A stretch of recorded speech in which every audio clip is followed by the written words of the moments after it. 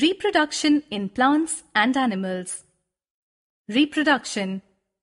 Reproduction is the essential function of living organisms, that is, plants, animals, and unicellular organisms, for the continuity of their species.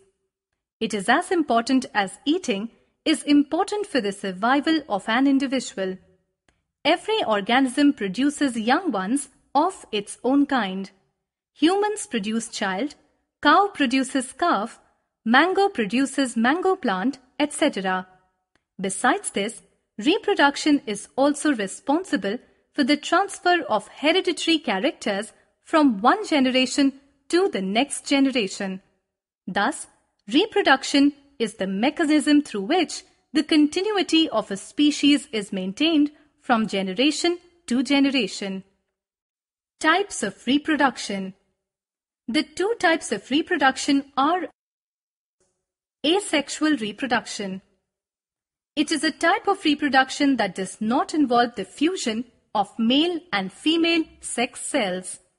In plants and animals, it is almost similar. In general, asexual reproduction takes place through these methods. Fission. It is a very common method of reproduction in unicellular organisms. Here, an organism divides almost equally into two parts. Nucleus and cytoplasm both divide equally through a septum. It is also called binary fission. For example, paramecium, bacteria, and yeast. Budding. Budding is another method of asexual reproduction in which an outgrowth from the parent is produced, which is called a bud. The nucleus of the parent cell divides into two and one passes into the bud. After several cell divisions, the outgrowth is detached from the parent and behaves like an individual organism. For example, yeast, hydra, etc. Fragmentation. Sometimes the body of an organism is broken accidentally. Each segment or fragment germinates and produces a new individual. For example, hydra, spirogyra, eulothrix, etc. Spores formation. Sporulation.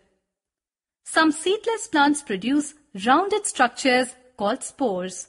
Spores are small rounded bodies surrounded by a thick wall. Spores may be motile or non-motile. During favorable conditions, spores germinate into new organism. For example, mucor, rhizopus, etc. Regeneration. The ability of a living organism to regrow or repair a portion of its body that has been injured or lost is called regeneration. The term regeneration normally means the regrowth or missing or damaged body parts in higher organisms, but whole body regeneration also occurs in hydra, starfish, and many plants. Healing in cut parts of our body is an example of regeneration. Vegetative propagation. It is the growing of new plants from the vegetative parts of the plant like leaf, stem, or root of a single parent. In vegetative reproduction, sex organs do not take part, hence seeds are not produced. Vegetative propagation in plants. In general, plants can be produced by vegetative propagation through these methods. Natural vegetative propagation. Certain plants grow from its vegetative part. Some of them are described as below. By roots. In general, roots do not have capacity of regeneration, but dahlia, sweet potato, blackberry, etc. reproduce by roots. When the roots of such plant are buried into soil, a new plant arises. By stem. There are certain plants which reproduce through their stem like potato, ginger, sugarcane, etc. Mostly, it is due to the underground modifications of stems.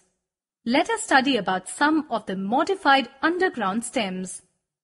Rhizome. Rhizome is the underground modified stem which grows horizontally below the surface of the soil. They have buds which develop into branches. It is fleshy due to accumulation of food material. For example, ginger, turmeric, etc. Tuber. Potatoes have eyes or depressions where buds are present. Each bud gives rise to a new plant. Young plants developing from the tuber buds are nourished from starch stored in the tubers until mature enough to develop root systems. Corm. Corm is a modified underground stem which is short and grows vertically in the soil. It has condensed food material and has a large apical bud which gives rise to a new plant. For example, colocasia. Bulb. Bulb is also a modified underground stem which contains sufficient food materials. It consists of many fleshy leaves. New shoots rises from the bud. For example, onion and garlic. By leaves. Few plants can be propagated through leaves.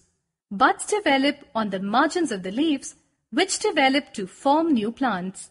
For example, begonia, bryophyllum, etc. Artificial vegetative propagation. Humans have used this method of production of new plants from the leaves, stems, or roots of a single parent.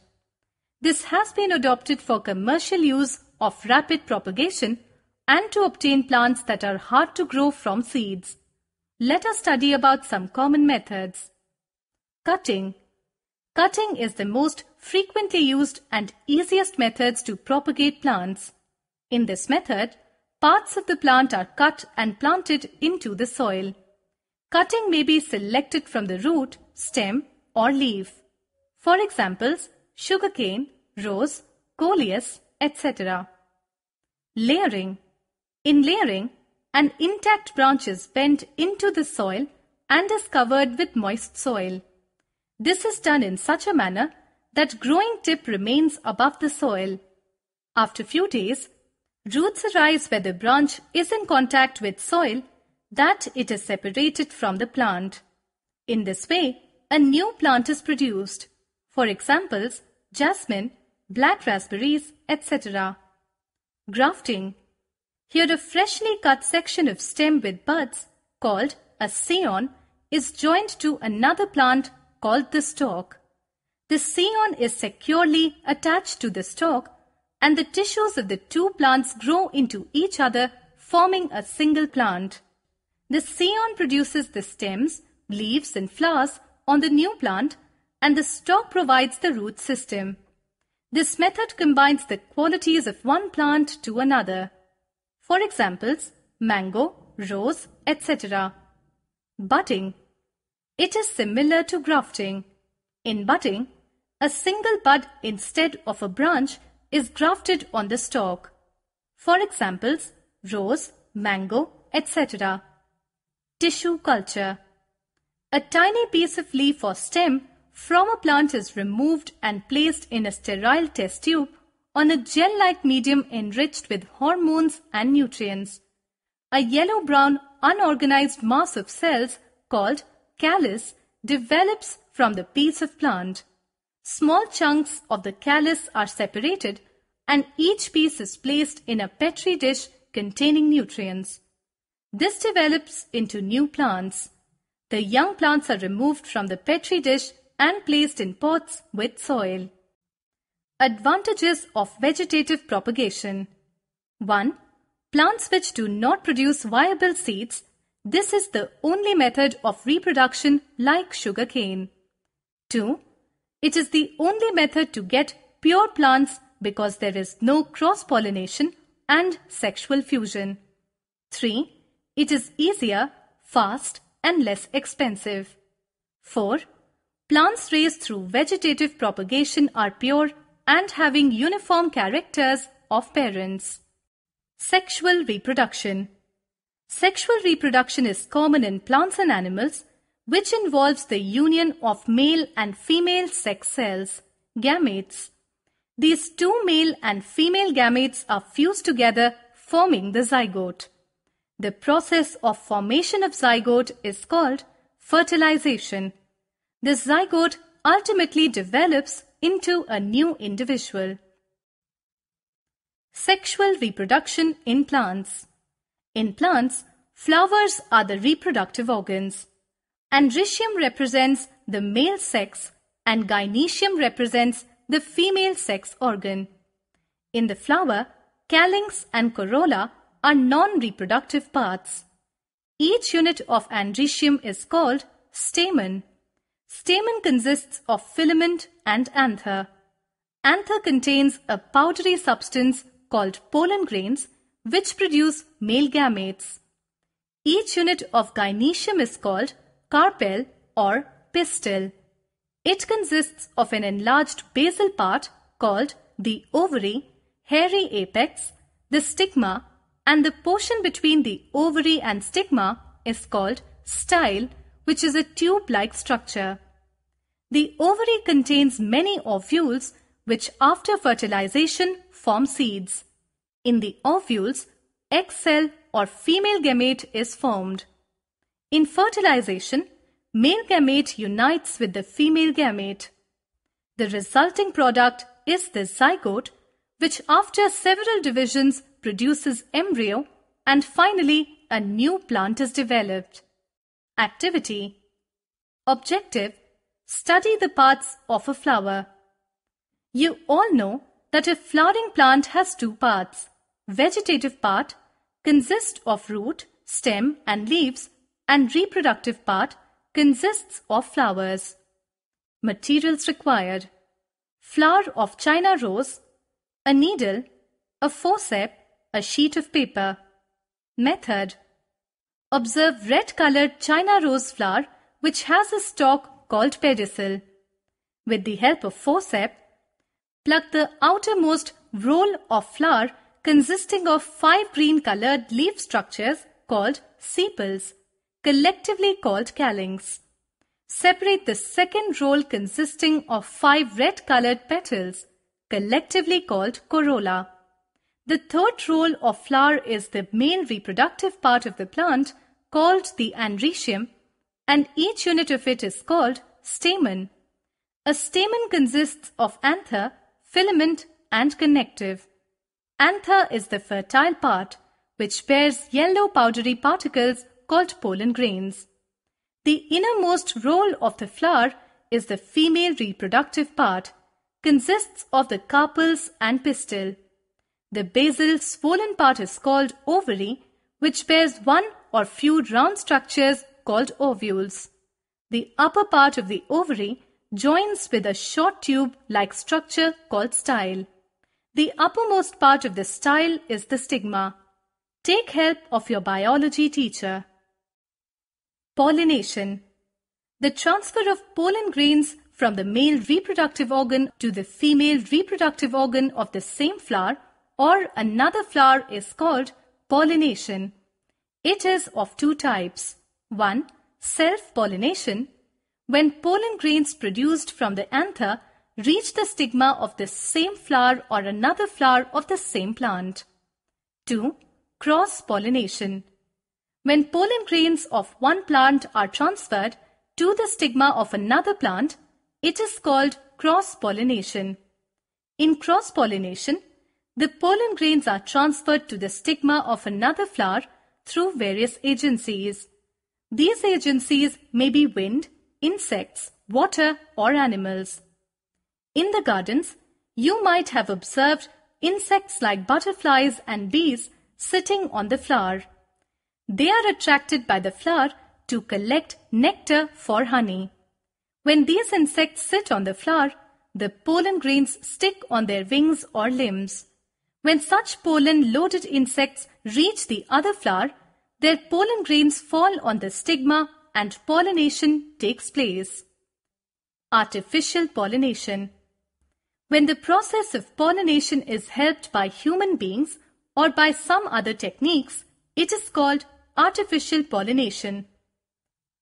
Emasculation is the removal of anthers or male reproductive part from the flowers of bisexual plant before maturity. Emasculation is a necessary process before artificial pollination is performed in a bisexual flower. The advantages of artificial pollination are to increase the yield, to develop seeds and fruits of better quality, to develop disease-free varieties, to develop early or late maturing varieties. Fertilization. When the pollen grains reach to the stigma of the gynoecium through self or cross-pollination, they develop male gametophyte in which male gametes are formed. In the ovary of the gynoecium, ovules develop and form female gametophyte. Egg cell is formed inside the female gametophyte, which represents the female gamete. After formation of male and female gamete, they both are fused to form a zygote. This process is called fertilization. Thus, fertilization involves the fusion of male and female gamete of egg cell. Pollen grains germinate to produce pollen tubes, which grow through style and reach the ovule, where they discharge their sperms or male gametes in the female gametophyte. Thus, male and female gamete fuse together. Seed formation. After fertilization, number of changes occur in the flower, namely, calyx, corolla wither away in most of the cases. Stamen also dries and fall off. Several changes occur in the ovary after fertilization, and there is formation of fruits and seeds. Ovary finally develops into the fruits. The zygote is converted into an embryo. The fertilized ovule is developed in a seed. Sexual reproduction in animals. Depending upon the presence of sex organs, animals are of two types. Unisexual animals. In most of the animals, only one kind of gamete, either sperm or ovum, is present. Such animals are called unisexual animals. For examples, frog, birds, humans, etc. Bisexual animals. There are certain animals where male and female gamete occur in the same individual. Such animals are called bisexual or hermaphrodites. For example, earthworm, leeches, etc. In animals, the reproductive organs produce sex cells. The male produces male gametes called sperms, and female gamete is called ovum. The sperm is a small cell with a large flagellum, which is motile. The ovum is a large cell with dense cytoplasm. During fertilization, the sperm fuses with the ovum, forming a zygote, which undergoes number of changes and develops into a new individual. There are two types of fertilization in animals. External fertilization. In some animals, as frogs and fishes, the male and female individuals release their gametes in water and fertilization occurs outside the body. This type of fertilization is called external fertilization. Internal fertilization. It occurs in most of the animals like cat, dog, humans, etc. In this process, male discharges its gamete inside the body of the female. Thus, fertilization takes place inside the body of female. Such type of fertilization is called internal fertilization. Reproduction in humans. You have read that all living beings, whether plants or animals, reproduce to maintain the continuity of their species. Human beings also reproduce their individuals. Humans have specialized reproductive organs. Let us study about the reproductive organs of an adult. Male reproductive organs. 1. Two testes are present in the scrotal sac, which produce the male gametes or sperms. Sperm is a microscopic structure, consists of a large head, a neck, and a long tail. 2. Sperms are discharged from the body along with a fluid called semen. 3. Vas deferens or sperm duct which carries sperms to the penis. 4. Male genital organ or penis, through which sperms are discharged inside the female body. 5. Testis produces the male sex hormone called testosterone. Female reproductive organs. 1. 2 ovaries are present which produce ova alternately. 2. An ovum is a rounded structure with dense cytoplasm and a well-defined nucleus. 3. Adjacent to the ovaries, 2 tubes called fallopian tubes or oviducts are present which join the uterus. Fertilization takes place here. 4. The oviduct of both sides unites to form a thick-walled structure which is a cavity called uterus. The development of embryo takes place in the uterus. 5. Uterus is projected into the vagina where male genital organ, that is, penis, injects the sperm. 6. The ovaries produce female sex hormones called progesterone and estrogen. Fertilization in humans. When a sperm fuses with the ovum in the female body, fertilization takes place. After fusion, zygote is formed, which enlarges, and after many changes and development, an embryo is formed. The development of embryo takes place in the uterus. It gets nutrition from the mother's body through the placenta. This embryo develops in the uterus of the mother for 9 months and a baby is developed. When the baby is fully developed, the uterus wall contracts, pushing the baby out through the vagina. Growth and development. Growth and development are the main characteristics of living organisms. Every organism has the tendency to grow. Seeds germinate to produce seedlings and become plants in due course of time. Embryo grows to become a baby and ultimately into an adult. The process of becoming larger and more mature through natural development is called growth. It is regulated by growth hormones. The process of growth involves the increase in cell size and its number. A mango plant germinates to produce the root and shoot systems. Thus, on the basis of their structure, one can distinguish it from other plants. The characteristic feature of a plant or animal is due to its genetic character and environment. Steps of growth and development. These are the distinct phases of growth and development. Cell division. It is an important feature of living organisms through which multicellular organisms grow in size. The number of cells increases due to mitotic division. Cell elongation and enlargement. Cell division is followed by cell elongation and enlargement. This is due to absorption of water that causes the stretching of cell wall material. Cell maturation and differentiation. This is the last phase of growth which involves deposition of secondary walls and develops into permanent tissue. Through this process, cells become specialized into specific tissues. After maturation and differentiation, these cells remain unchanged. Cell death.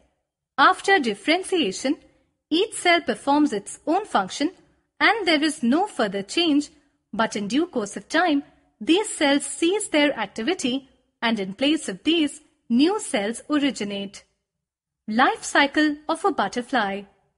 To understand the process of growth and development, the example of a butterfly has been described. A complete or marked change as it develops into an adult is called metamorphosis. For example, the change from caterpillar to butterfly. Stage 1.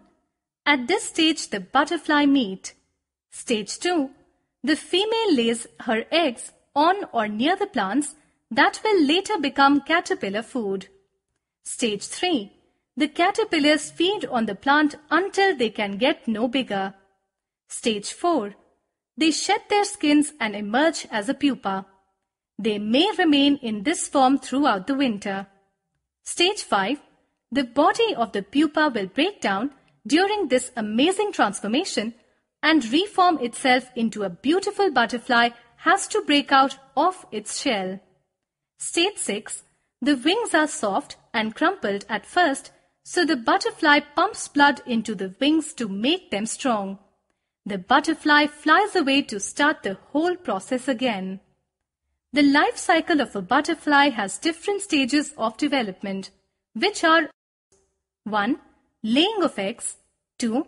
The egg hatches into worm-like stage called larva. 3. The larva increases in size to form pupa or chrysalis. 4. Finally, pupa matures into an adult butterfly. Physical changes in humans, adolescence and adulthood. Everyone knows that a baby is born from the mother. Gradually, it grows, develops and matures. The adolescence is the stage of maturation between childhood and adulthood. The term denotes the period from the beginning of puberty to maturity. It usually starts at about age of 12 in males and age of 11 in females. During adolescence, the pituitary gland secretes hormones in both sexes that activate the sex organs. During this time, male and female genital organs produce male and female hormones. The male hormone is called testosterone and female hormone is called estrogen and progesterone. These hormones bring about the following dramatic changes in the boys and girls. Boys, 1. Voice becomes deep. 2. Growth of hairs start in different parts of the body, especially face, legs and in pubic areas. 3. Production of semen starts. Girls, 1. Voice becomes loud with high pitch. 2. Breasts start developing and become larger. 3. Hips become broadened. 4. Development of hairs in the pubic area. 5. Menstruation starts, monthly release of eggs from ovary. The physical and hormonal changes that occur at this time are responsible for the appearance of sexual drive. Boys and girls are attracted towards each other.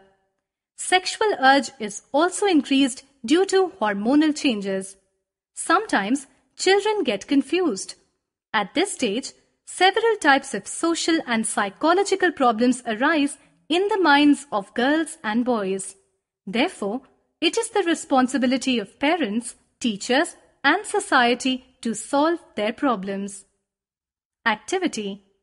It is very interesting to notice the changes in humans from birth to maturity stage. In the early stages, the changes are faster, but in the adult stages, the changes are slower. Observe these changes with the help of photographs from infant stage to maturity stage with certain intervals. This can be done by your parents and grandparents. Notice the following changes. Changes in face, changes in overall body, changes in different organs, changes in hairs. Family planning. Overpopulation is the biggest problem of India. This has created several problems such as food shortage, poor health, poor shelter, poor clothing, insufficient health schemes, and lack of educational facilities to the poor people. If the population is controlled, lot of problems will be solved automatically. This can be done only through family planning. This is the time when strong measures should be taken to control the size of an individual family.